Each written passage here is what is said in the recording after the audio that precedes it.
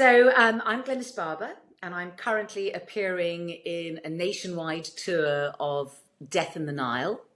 And I'm sitting here in a dressing room in York. I'm not even in my dressing room. I'm actually in the men's dressing room because it's the only quiet place at this moment. So I've got an ironing board behind me. I've got all the men's shirts behind me.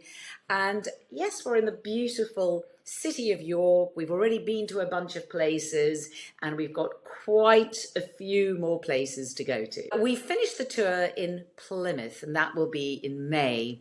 I think the third week of May. So Death on the Nile has never actually been done on stage before. It's very well known because there have been numerous films and TV shows, adaptations of Death on the Nile, but this is the first stage adaptation.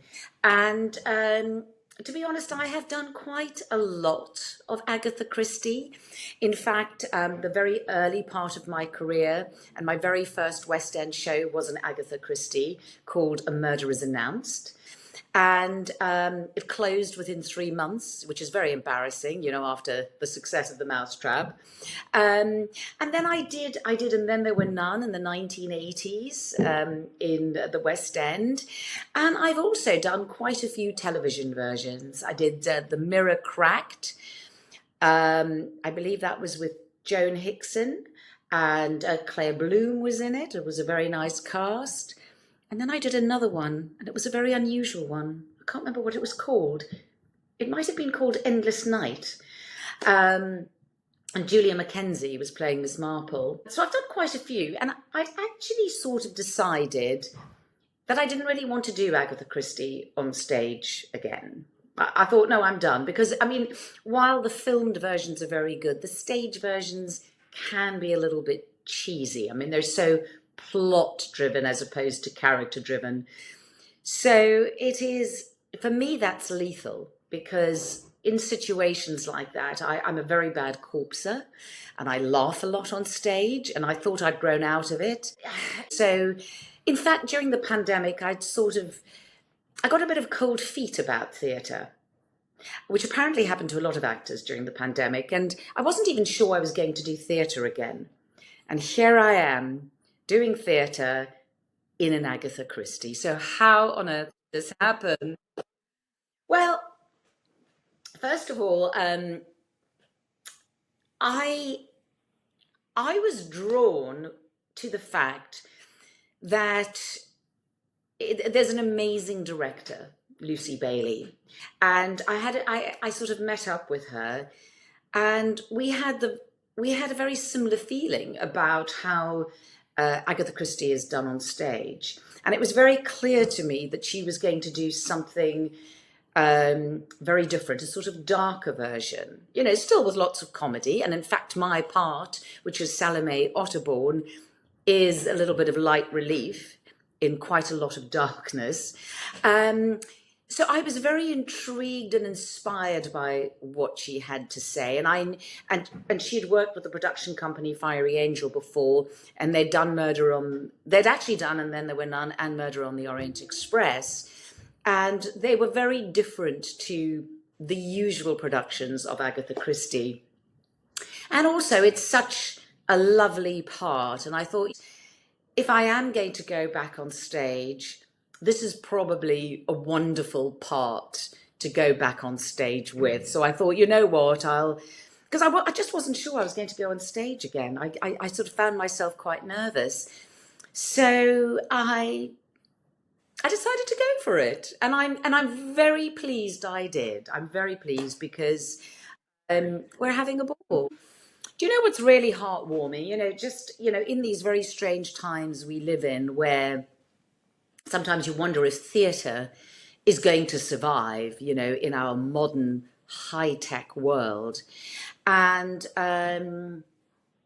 it occurred to me, you know, AI is devastating our business in a way.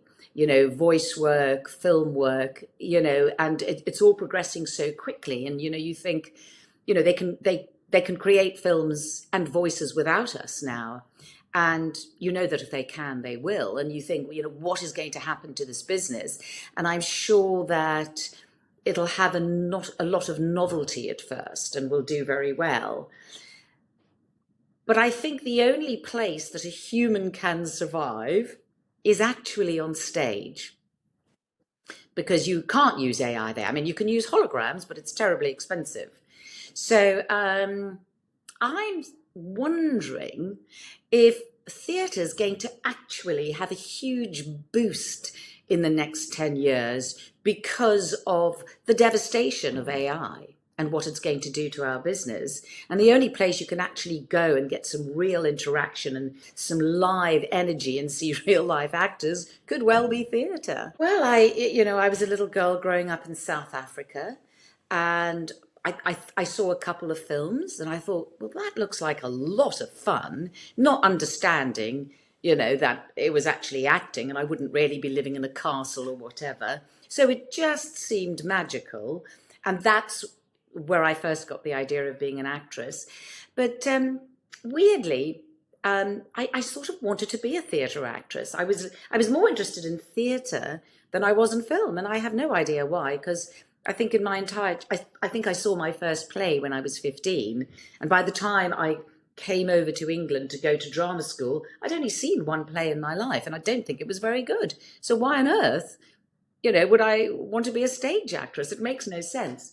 But so I just followed the path. I mean, I was, when you are very clear about what you want, and I know a lot of people aren't, and I think that makes things more difficult, but when you're very, very clear about what you want, you just set about doing it. There weren't any doubts in my mind. It didn't seem like an impossible dream. Well, I'll just go to drama school and I'll get an agent and I'll audition, and that's what I did. And and it happened. My very first job was theatre, because you had to do that to get your equity card. And then, so I did quite a bit of theatre, but I also, I think I did quite quickly a horror film, which was horrendous. And then I did, bits of television. And yes, I did get caught up in quite a lot of television. So I ended up doing, actually a lot of theatre and a lot of television in the early part of my career. So I sort of did both. But my interest was more in theatre. The things you do that are most well known, that's what people see you as. That the first thing they see you in, and if it's something that they liked, you will forever be that in their mind. So I just accept that. I came out of the theatre door the other night, and a woman who'd been to see the play and didn't realise I was in it. She said, "Oh, I couldn't believe it." And she came up to me and she said, "Oh, you Makepeace?" Yes, I am. No, I'm not really, but to her I am, so that's okay. As long as they'll have me. I mean, you just, you never know. So, you don't have that much control of that. So, it's a funny business, and it is, we do live in very interesting times, and it's tricky. It's very tricky now. And as I say, the whole advent of AI and all the streamers, the whole nature of the business has changed so much, how it operates, and everything. And I do feel quite sorry for people coming into the business now. I mean, it was hard enough when I went into it, but now, and there are just so many people, and it's so less personal now. You used to have auditions, you used to walk into a room, and now it's just self-tape, and they just have so many more people to self-tape after self-tape. So you don't have the chance to meet and get notes from someone and be offered to play different ways of trying a role, and then they would see how you could be directed and offer you a part based on that.